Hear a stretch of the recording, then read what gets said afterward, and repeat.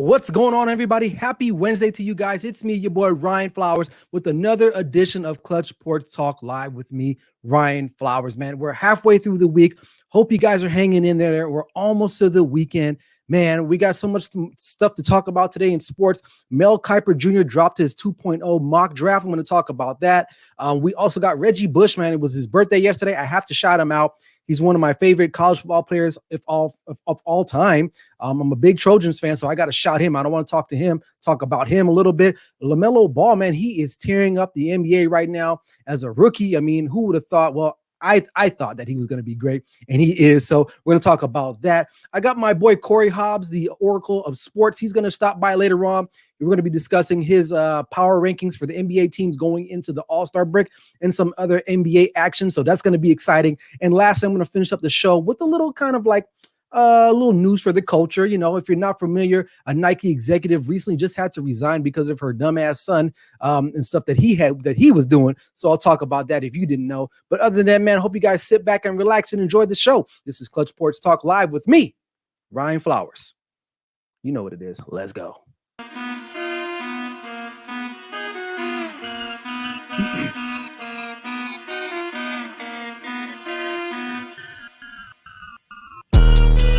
Clutch Sports Talk Live with Ryan Flowers is presented by All Pro Digital Sports, the future in sports media content. Man, you heard.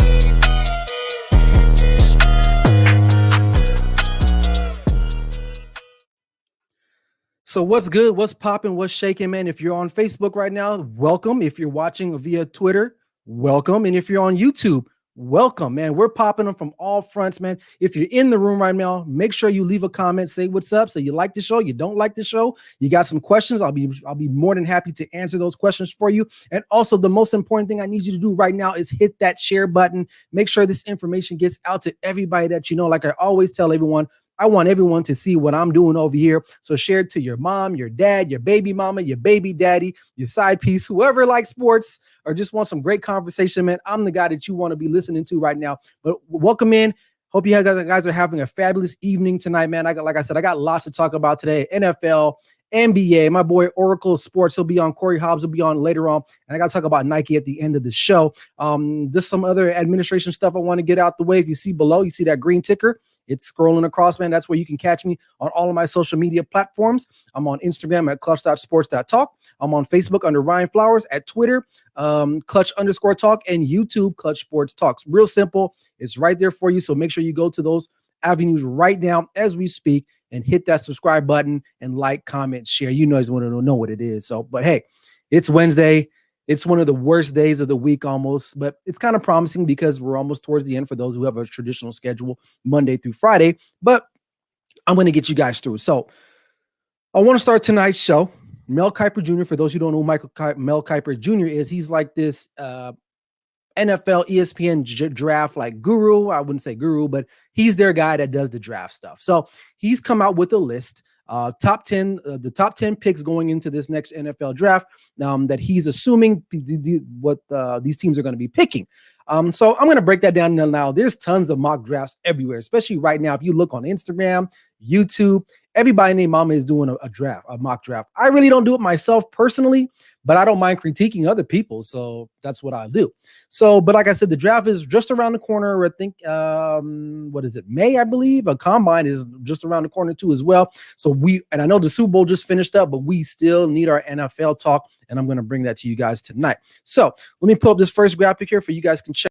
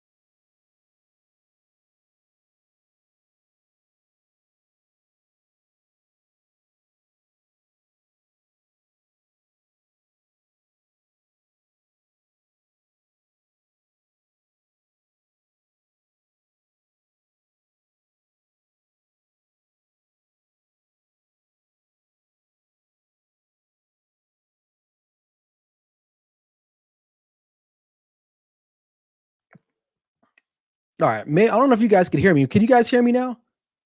But anyway, sorry if you guys couldn't hear me or not. But what I was saying, I was moving on to the Falcons, the second pick. Talking about Zach Wilson here. Zach Wilson, to me, it depends on the system he goes to. Is he going to be one of those guys that's just straight up like, you know, comes into the league and is just a beast like a Trevor Lawrence? Zach Wilson might have to fall into the right situation in order for him to succeed. But like I was saying before you guys couldn't hear me,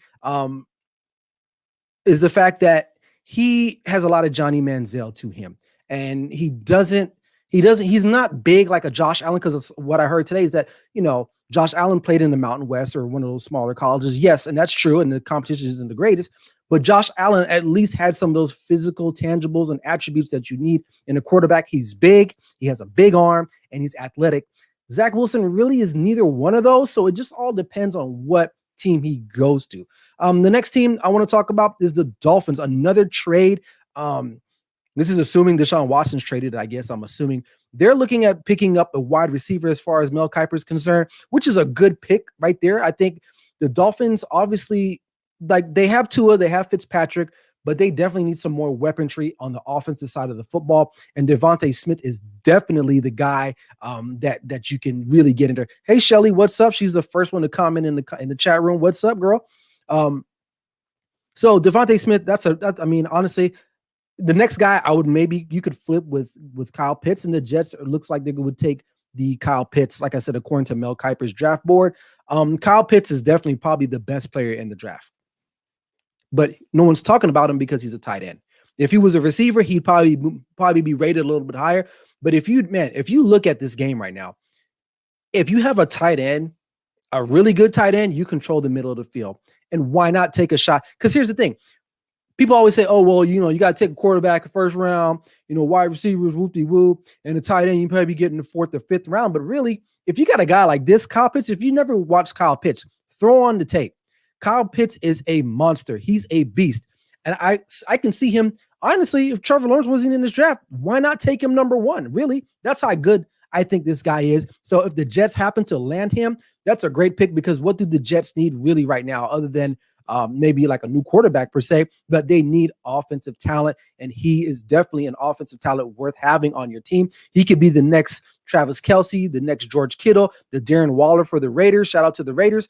So who knows what the future holds for Kyle Pitts. Another guy, the Bengals, this is a solid pick right here. Penei Sewell. He did not play this last season for Oregon. He sat out due to the COVID thing. The Bengals definitely need to protect Joe Burrow. They definitely do. With a young quarterback like that in a division like that, I think getting a tackle like that of Sewell's caliber is definitely a smart pick, and I can see the Bengals definitely doing that. So that those first five picks are pretty safe for the most part. Zach Wilson is probably the most one that you can maybe argue about. It just depends on the team and the fit. So moving along, here's the next five. The Eagles, Jamar Chase. A lot of people forgot about Jamar Chase. And, because we fell in love with Devontae Smith, Jamar Chase is arguably a beast in his own right. He didn't play. He sat out as well. So we didn't get a chance to see him in his final season at LSU. The last time we saw him, he was, hoisting that crystal ball as LSU won a national championship, and he did not play last season. So Jamar Chase is definitely someone that you can might be sleeping on, and the Eagles are slotted at 6, and they probably need more offensive help than anybody else really too. So I can see them maybe taking that, and that's not a bad pick. Now, this is an interesting one. Here's another trade, an estimated trade that Mel Kiper has predicted. The 49ers would move up from the Lions and draft Justin Fields. Now, John Lynch just recently came out this week and said he stood by his quarterback. He is all in with Jimmy Garoppolo. I don't believe that. I think he just has to say something. But if they have an opportunity to get a Justin Fields, a more athletic, versatile quarterback, why not? Like, I like Justin Fields. I'm not sure. Is he better than Trevor Lawrence? No, I don't think so. He did show a lot of tremendous grit and determination in that game against Clemson. So I like the guy. I used to think he was really cocky, but I think he's real confident in his abilities. As far as going to the 49ers, I don't know. I think that's kind of a reach for the 49ers because the 49ers can, I mean, arguably they can still go out and maybe trade for a quarterback. Sam Darnold might be on the market, which was announced earlier today. So who knows? I'm not quite sure. Is he better than Zach Wilson? A lot of people don't, they really are in love with Zach Wilson over Justin Fields. I think it just depends. It's hard to rate these guys that go to these top 5 schools because Justin Fields has tremendous talent to throw to play with, and so does Trevor Lawrence, and I get that. And so you see when these guys come to the NFL, you know, maybe the skill differential is a lot different, and maybe they don't look the same way as they once did in college. Kind of guys like Tua, that's what kind of reminds me of. I mean, look at literally Tua threw to like Calvin Ridley, Devontae Smith. What's the guy from Henry Ruggs? I mean, he's thrown to all these guys that are NFL, you know, top 10 picks. And so, you know, you just never know when you got guys coming from these bigger schools. And to segue into the next guy, Mac Jones is probably the epitome of what I was just talking about. They got him going to the Panthers with the 8th pick. The Panthers definitely need a quarterback. I actually like Justin Fields to go to the Panthers versus Mac Jones. I don't think Mac Jones is going to be that great of a talent. I think he benefited from really just having to playing for Alabama. Really, when was the last time Alabama actually produced a really solid quarterback that really did something in the league? They haven't. Why? Because Alabama's loaded stockpile with talent outside, running back, defensive line, whatever. And those quarterbacks usually have that privilege of throwing to those guys. So I don't really like that. The Patriots, another trade predicted by Mel Kiper, would move up from to get Trey Lance out of North Dakota State, who also didn't play. Trey Lance, to me, is a very intriguing. He went to the same school as Carson Wentz. Very smart player, very agile, very quick and elusive. Kind of has like a little bit of Kyler Murray to him. He can definitely throw the ball. The Patriots definitely need a quarterback, but I don't know. I don't know if he would fit in New England. I'm not quite sure with that particular pick.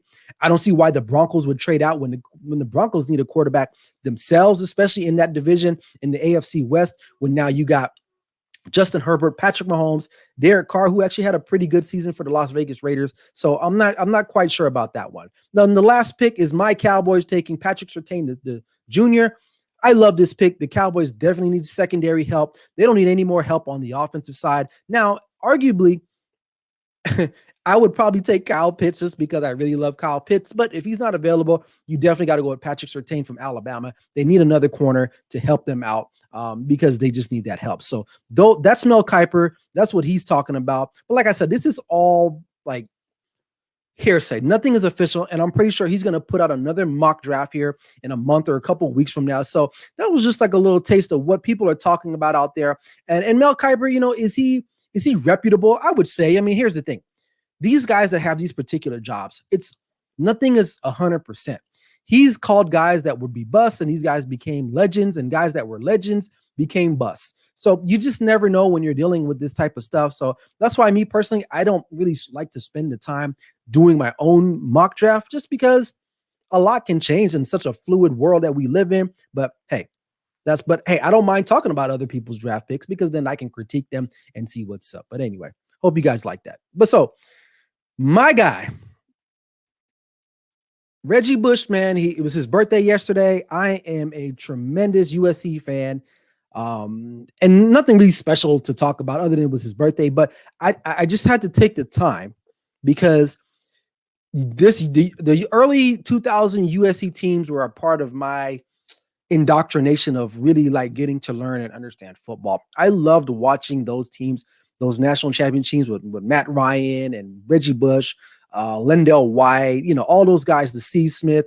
But Reggie Bush, man, like he was like if social media was as popular as it is today, Reggie Bush would arguably be the best player in college football history, hands down. This guy was so electric. I mean, anytime he touched the ball, you literally would be in your seat like, what's he about to do? And you just look at these clips. What can I say about the guy? I mean, there's been other players, and what makes it so interesting about him is the fact that he's not a quarterback. He's a running back. So he's dependent on a lot of other things, but this guy was so electric and so fun to watch. He changed college football forever, in my opinion. Now, there might be some naysayers. Some people like Vince Young. Some people like Tim Tebow. Some people can even go back with Gale Sayers, the Kansas comment. But for me, Reggie Bush was the guy, man. Literally, he was must-see TV. When you threw on those USC games back in the early 2000s, mid 2000s, man, when they were on a roll, Reggie Bush was literally the guy. It was watching Reggie Bush was like watching the Lakers during Showtime running a fast break. And if you guys think different, let me know in the comment section, because name somebody else who you think was more electrifying than Reggie Bush. I mean, this guy, he caught balls. He ran the ball out of the backfield. He was a kick returner. He was a punt returner. Like I said, they lined him up in the slot. They would throw him around. He was literally a Swiss Army knife on the football field. And so Shelly says, let's see, she says, I enjoy college sports all around more than professional. Reggie was, he was fire. Reggie Bush was definitely fire, man. And just watching these highlights right now, I'm getting goosebumps, because I remember watching all of these games like it was yesterday. And when that number 5 would come out, you were like, dude, USC is about to whoop somebody, and he was going to be a part of that. Now, his pro career, obviously, it didn't kind of live up to the expectation of his college career. But, I mean, he had a decent, pretty pro career. He won a Super Bowl in New Orleans. He bounced around from a couple teams from New Orleans, Miami, the Lions, the Niners. So he had a pretty good run at it, considering, what his running style was. In today's NFL, he definitely would flourish. Guys like Alvin Kamara, Christian McCaffrey, they're lucky to play in this era. Reggie Bush was just ahead of his time. When he was drafted, the NFL was more of like a ground and pound. But guys like Reggie Bush, man, you like Swiss Army knives, fun to watch. Happy belated birthday to him. To me, he's the greatest college football player of all time. Literally, hands down. I mean, I seen the guy had like almost 600 yards in one game, all-purpose yards. Nobody's doing that, dude. Nobody's going to do that anytime soon. So shout out to him, man. I really miss those USC teams, but shout out to him. All right. Keyshawn Johnson was all right, but he wasn't no Reggie Bush. I'll tell you that. My dad says Keyshawn Johnson was something. Keyshawn Johnson was nice. Don't get me wrong, but nothing was like Reggie Bush, like literally. So, but all right, moving right along here. I want to talk about Lamelo Ball. He's actually in action right now. I'm watching him right now play the Minnesota Timberwolves while I'm talking to you guys. I've been wanting to talk about this for quite some time for today, because I've seen a lot of people post a couple things, especially towards Stephen A's comments. And make sure you guys stay tuned. I got Cory Hobbs from Oracle Sports. He'll be on next, so make sure you guys stay tuned for that. But Lamelo, dude, like Lamelo Ball is outstanding, like for real. Like now, as you can see in these clips here, the NBA is different now. Obviously, guards need to score. And unlike his brother, he's more willing to score. Now, I won't say Lonzo is trash, because Lonzo's having a nice career. So for the most part, Lonzo is he's a through and through throwback point guard. He wants to create, facilitate, not looking to score. But in this day and age in the NBA, your guards need to score. Now, I was having a debate with someone on Facebook earlier. They don't think LaMelo's going to be any good. I beg to differ. I knew this kid was going to be great. Now, I was worried about him when he was younger, because he seemed kind of immature. But I think with him playing overseas in Lithuania, then going to Australia and dominating that league, it's really benefited him. And now you can see, look how he's so confident. You don't see Zoe pulling up from a three like that. The guy now, what about his defense? Guess what? Young guys in the NBA don't play defense, period. They just don't. They score, they get up and down the court. And I really, honestly, after LeBron, LaMelo's probably my next favorite player to watch right now in the league. And that's saying a lot, because there's a lot of great other talent out there. But as far as young talent is concerned, I love watching LaMelo play. Matter of fact, I love watching the Charlotte Hornets play. Like, they got a really nice team on that team. They got Bridges, they got Rozier, they got Devontae Graham, PJ Washington. These are all young players. Finally, Michael Jordan is doing something in the GM's office. But back to LaMelo, I think I don't want to compare him to Zoe, because they're two different types of players. Because I know Stephen A basically said, I'm paraphrasing, Melo is basically what we were told Zoe was going to be. Basically, that's what he was saying. And I disagree with that. I think Zoe is what he is. And that's what, I mean, if you watch Zoe in college, he was very passive, very facilitative, if that's even a word. Melo, when you and I stayed up to watch a few of those Australian games in the NBL, and I would literally watch him and I would say, this dude is aggressive. And I was like, well, mind you, he's playing against guys in the Australian league. But he came to the NBA. He kind of started sluggish. He made his way into the starting lineup. And now look at him. He's flourishing. I mean, dude, the guy just dropped 30 the other night against Portland in a losing effort. And here's some stats. I mean, these are all the rookie stats. For the most, he's leading in all major categories: points per game, rebounds per game, assists per game, steals per game. Now, James Wiseman leaving blocks because he's a big man. Turnovers per game, okay, whatever. But the dude is absolutely he's just sensational. And the fact of the matter is, I think he definitely has a star quality about him other than Zoe. Zoe is you've seen Zoe, he's just kind of like whatever about his, you know what I mean? But Lamelo definitely just has this pizzazz to him that I'm just so enamored by, and I love watching him play. Now, it's still early. It's his rookie season. He still has the rest of his career, barring no injuries or any major setbacks, but definitely Lamelo can play in this league. Zoe can play in this league. The Ball brothers are very talented. Even the older brother, he'll probably never get a shot in the NBA, but I am definitely a big fan of Melo. And I was one of the first people, at least I won't say the first people, but I said it earlier in a couple episodes way before, that this guy was going to be something special, and he actually is. So, all right, just waiting on Mr. Hobbs to get in the room here. Hopefully he's back. We're going to bring him on in just a second here, but let's see. Cory, he's if you don't, obviously he's a good friend of mine, Cory Hobbs. He runs the Oracle of Sports Instagram page. A lot of good stuff, man. He's really big on fantasy basketball, really big on Power 5 rankings or power rankings in general, and also from a betting standpoint as well. So we're just waiting for him to get into the room. Cory Hobbs, are you ready? Give me a thumbs up if you're ready there, Mr. Hobbs. All right, let's bring him into the room. What's going on, man? Hey, what's going on, Ryan? Just another day in the sports world. We got a lot of exciting things happening.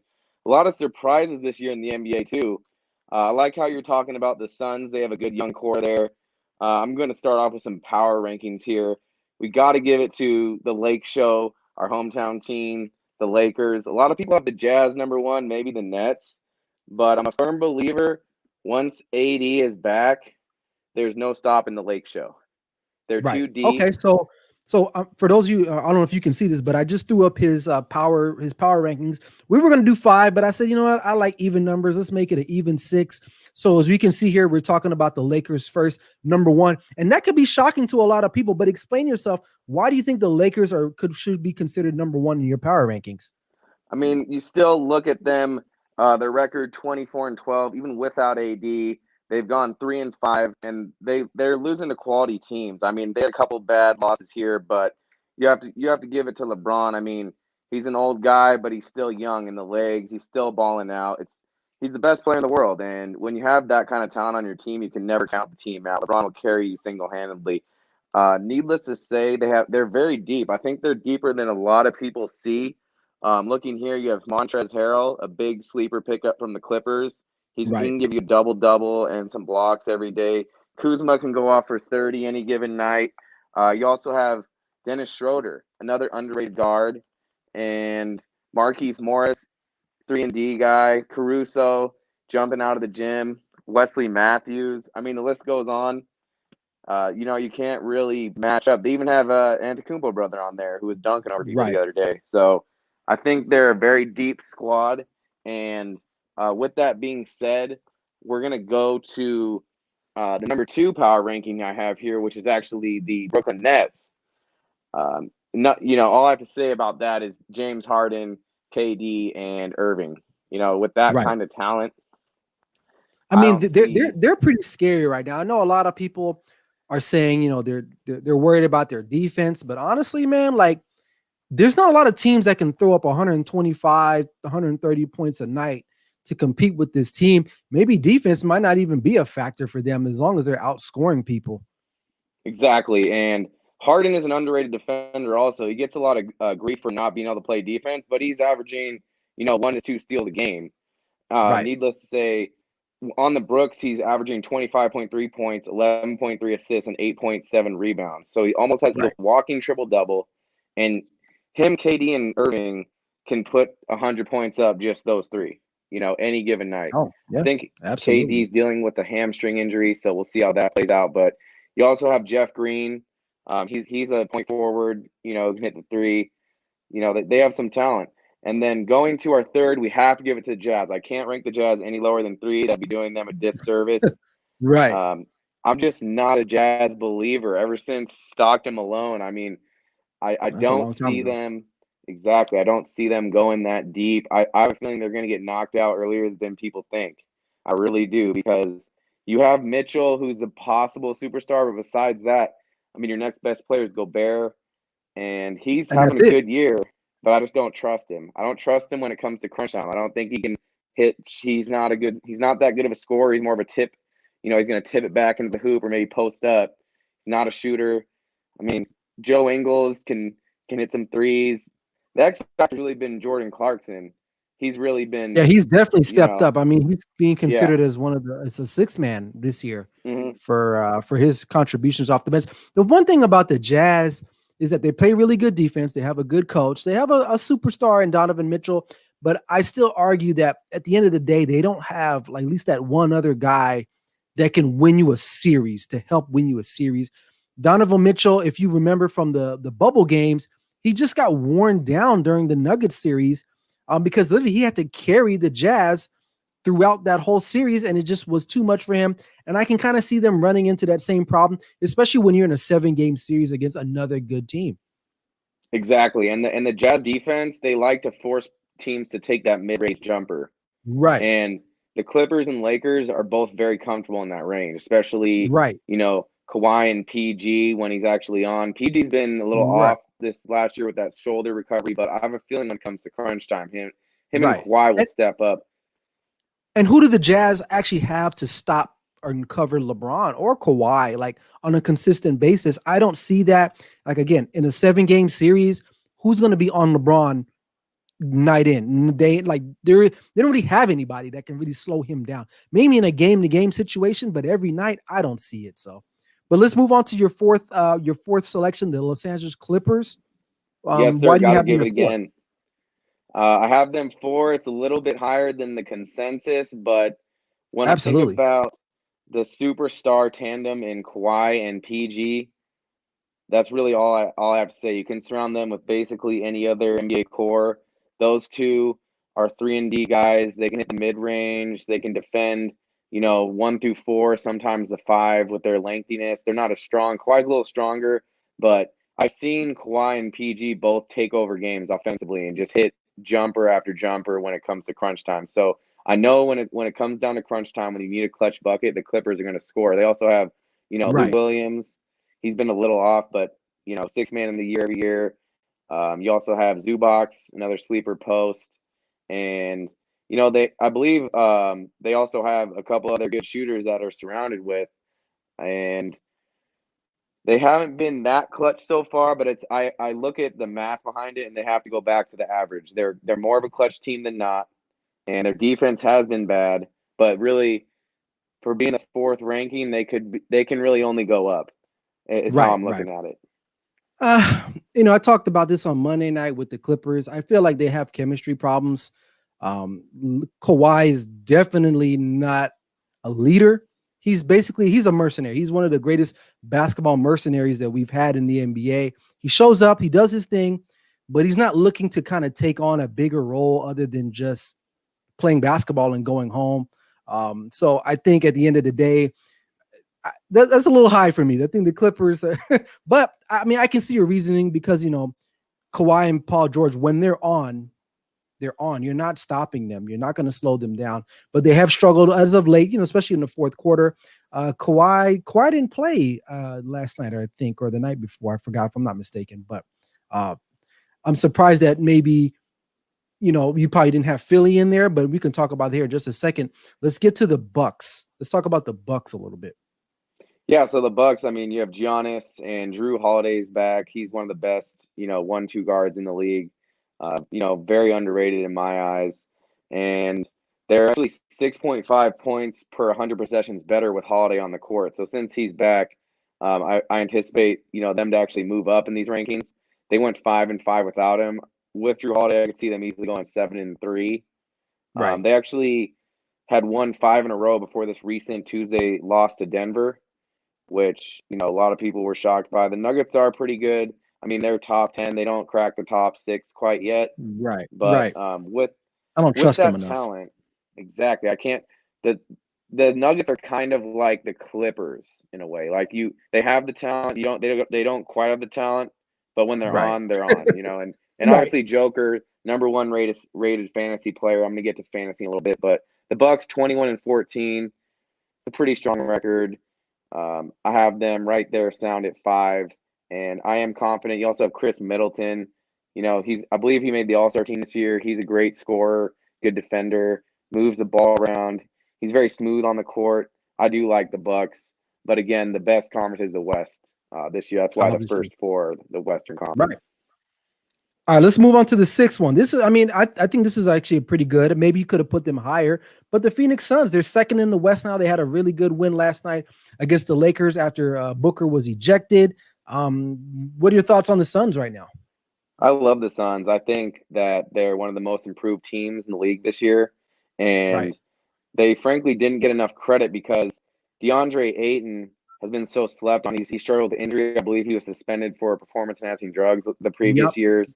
Yep. And when you add Chris Paul, CP3, the point guard, you put him pretty much on any franchise, your team's going to probably win another 10 to 20 games just Right. because of that leadership and strength. He can do everything on the court. I mean, he's not going to guard a center, but he could pick his pocket and then run the ball up, alley-oop it. You have Sarek, Mikal Bridges, like you mentioned. Jay Right. Crowder, that was a key pickup. He's another underrated player in my eyes. Strong defender, hit the 3. Right. Believe, Devin Booker and CP3 are both all-stars. And Booker, needless to say, he can go off and score. What did he At score any a time. couple Yeah. years ago? He scored 7. Was it 75? Something crazy. Yeah. Yeah. Yeah. Yeah. I And remember. Yeah. Yeah. Like it's 2 years ago. insane. Yeah, I believe so. So I do like And the Suns. Chris Paul definitely is a driving. I know that they finished the bubble really well. I think they went 8-0 in the bubble. They Yeah. barely missed the playoffs. But you bring Chris Paul into that organization, he really elevated their gameplay. I mean, you look at the Thunder. The Thunder, they're terrible now, but last year, Chris Paul basically had to put the Thunder on his back to make the playoffs. He's in Phoenix now. He doesn't have to really carry the whole team because he has a star in Booker. He's got great players in Ayton. Dario Saric is phenomenal right now. And they have a good coach, and they play defense very well. So, honestly, I think the rankings are pretty fair. I think you, for the most part, got them right.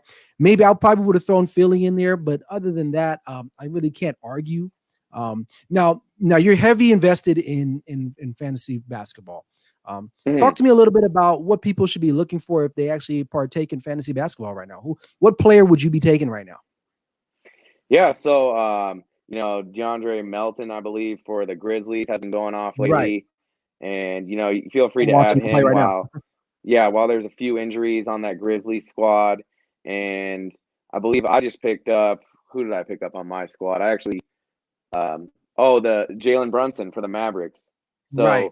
So Okay. he's been scoring heavy. He's been going alongside Doncic, and Doncic can get in. He might be having that. I won't say injury bug, but his ankle randomly goes. So if that ever happens, look at Brunson to be, a top 15, top 20 guard just due to the Right. pace of that offense and so many scores that he'd be able to assist to. Not to mention he's a scorer himself. So those are two kind of sleeper players. And obviously we have Joker. He's by far the top rated player. And looking just back on this draft, it was really curious to me how players like Zach LaVine, DeMar DeRozan were taken so low in the draft, and they're so highly ranked now. I mean, their scores. And touching on DeMar DeRozan, he's a very underrated player. I believe he missed the All-Stars. He got snubbed in my eyes. So players like that. Yeah, We also it's have, tough, but he's in the West, man. It's hard to yeah, make that All-Star team in the West as a guard. yeah, and Because he who does does play he that forward. replace? Who does he? Okay, even if he's a small forward, who does he replace though? Really? that's the thing when you have LeBron and AD, Right. you can't. It's all back up to that. Right. So And I mean, Booker got snubbed, which was hard but he ended up making it because Davis got in. Who else got in too? Right at the but that's from the Eastern Conference. Sabonis yeah, I got believe in. Lillard snuck in, Yeah, and Lillard was a reserve, which he should have been. Lillard probably a lot of people felt he got snubbed as a starter because they put Luka over him, which I can see both ways. Luka's having a pretty good season, but he made the All-Star game, so it's hard. I'm not disagreeing with you. I think DeMar DeRozan is having a low-key, really solid season. We talked about this, is the fact that he's in San Antonio. We really don't hear about San Antonio that much. Their brand of basketball is not very exciting to watch, but it's just hard in the West as a guard or like a what you call it, a wing player, because they're just loaded there. They're just loaded. Yep, and that's just all facts. And San Antonio is not the biggest market either. I mean, Nope. back when they had Parker, Ginobili, and Right, and they TD, still weren't a big market. They yeah, just they they had were just winning. exactly. And you look at that system too. Popovich likes to take superstar talent players and he'll put them into a system. So they might lower a little Right, bit less stats, but they're going to get the wins. And absolutely. another player I'd like to mention is TJ McConnell for the Pacers. Oh yes, Doug, I love this yes. dude, man. He's so gritty. Mm-hmm. I mean, when you see him, you're like, who's this little white dude, man? He looks like he's been balling in like the Calabasas Rec Center, but he's actually an NBA player. You know what I mean? Like, Yeah, or he's playing during the '60s or maybe the '70s, but yeah, he doesn't like you see look him, you're like a like, modern NBA player at all. I'm like, because what team is he on now? He's on the Pacers, right? Correct. Yeah. And I was Exactly. watching him the other night, and I was like, he's still in the league, but I remember him out of Arizona. I believe he's from Arizona.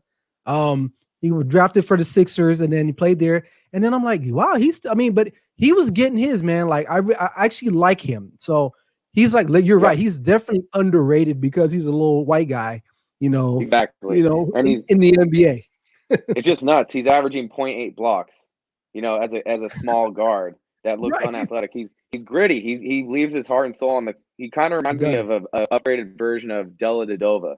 He Yes. plays really hard. Yes. And the last player I'll mention that is being slept on that might be a free agent is Dennis Smith Jr. He's only 17% Yeah. rostered.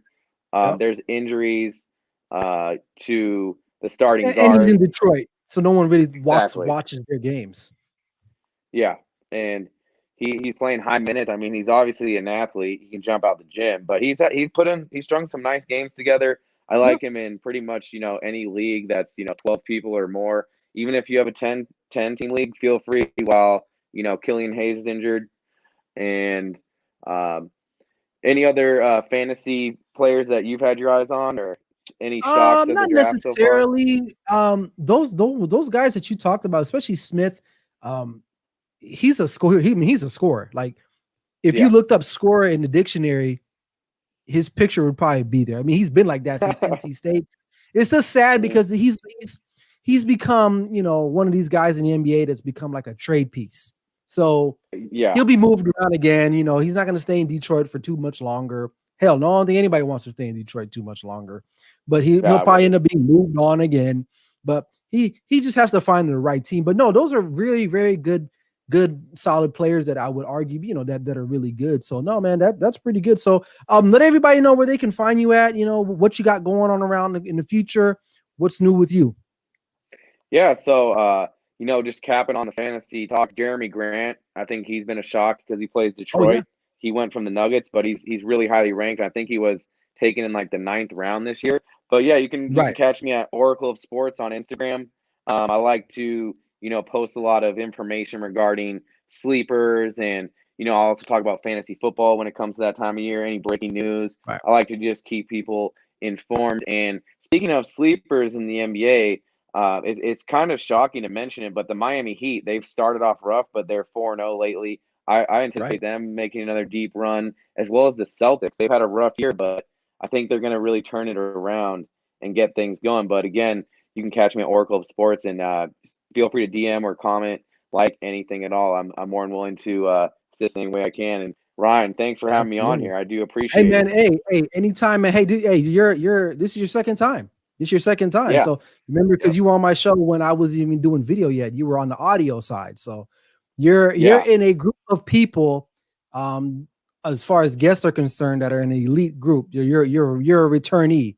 You're an alum. So appreciate you, man, for taking the time. So but hey, check this guy out, man. Like he knows his basketball stuff, man. So some of these guys, I was like, wow, I didn't even think about TJ McConnell. So, but hey, Cory Hobbs, man, Oracle Sports. Check him out on Instagram. Cory, we'll do this again soon, man. Appreciate you. Hey, all right. Thanks, Ryan. And it's a pleasure. Have a great evening. Go All right, Lakers. man. Take care. Go Lakers. That's right. All right, man. Hey, Cory Hobbs, man. He's legit, man. Love that guy, man. He's awesome. Cool guy to talk to. Good friend of mine. So he knows his NBA, he covers it really well. Make sure you guys check him out on Instagram. Shelly says we need to do a March Madness collaboration. Okay, Shelly. I love you, Shelly. But here's the thing with me in college basketball. I'll talk about it a little bit. But I don't really love college basketball like that anymore. And I think a lot of people don't love it. I know you love it, but I don't. It's just so hard for me because these guys are here for 1 year and then they're gone. Before you know it, it's like a one night stand where you don't even get the name and the number of the person. Like you go to bed and then you're like, wake up, you're like, oh man, where'd they go? You had a great night the night before, but then you don't even get their name and number. So it kind of sucks with me with college basketball. But I will be doing something for March Madness for sure. Just for you, Shelly. Kathy J, what's up? She's in the building. Appreciate you guys. Thanks for the support. Ryan, you're going too deep. Shelly's so conservative. But anyway, but yeah, shout out to Cory, man, for coming on. Good dude. Hopefully we'll get him on here soon. Talk some more NBA type of action and stuff like that. So, but before I get out of here, man, a crazy story that I heard yesterday. Nike Vice President of North America, Ann Herbert, was forced to resign due to her son. For those of you who are sneakerheads, her son he goes by the name of West Coast Joe. He's 19 years old. He's one of the more prominent resale sneakerhead shoe sales in the world. Like he has a warehouse. It's like an undisclosed, it's secret. No one knows where it's at. Like in his first 6 months, he made over $200K. So he did an interview. Come to find out, his mom is the vice president of North America shoes for Nike. So like, well, what's the problem? Well, the problem is little, I don't even know his name, but West Coast Joe was basically forged an account with his mom's name, a credit card account, was purchasing shoes. And also he was privy to information about rare shoes within the Nike realm that nobody else would know other than Nike employees. And also he would use the account to get discounts on Nike shoes and then sell it on the secondary market, which is a complete no-no, considering the fact that Nike right now is involved in a big push to kind of to slow down the secondary market, because they feel like, for those who are not familiar with this, with the shoe secondary market, say you bought a pair of Jordans and it costs, $150, right? Well, I buy it and then I go out and resell it to you for someone for about $1,000. So Nike, they're like, well, we're not getting a cut of that, so we're trying to calm it down. And the fact that this lady, who's a vice president of North America for Nike, her son literally, now we don't know if she didn't know anything about it, which that's a whole nother question, but her son is part of this group of people that they're fighting against. Is he's selling this stuff and using Nike credit cards and using an employee discount to sell these shoes and make a profit.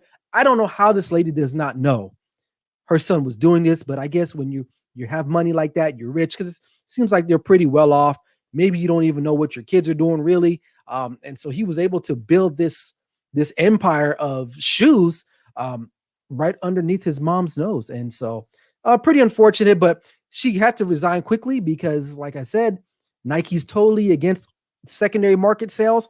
And, so hopefully it works out for her, and probably will. And little West Coast Joe, we're going to see what happens with him. So you sneakerheads out there, that's what that's all about. But just a quick little tidbit, this is what it is. I know it wasn't really like sports related, but I thought it was a very interesting topic to kind of bring up tonight before I closed out the show. So that's my time.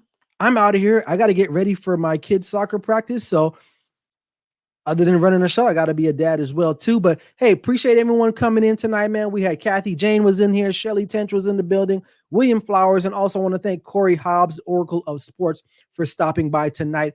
Appreciate you guys doing, what you do, watching me and supporting me. It means a lot. It takes a lot of work and effort and time to put this show together. I just don't roll out of bed and just boom, here you go. Here's your show. So I appreciate all the support that I get from everybody. So with that said, I'm out of here, man. So this is Clutch Sports Talk Live with me, Ryan Flowers. Like I always say, never settle till the work is done. Peace out, guys.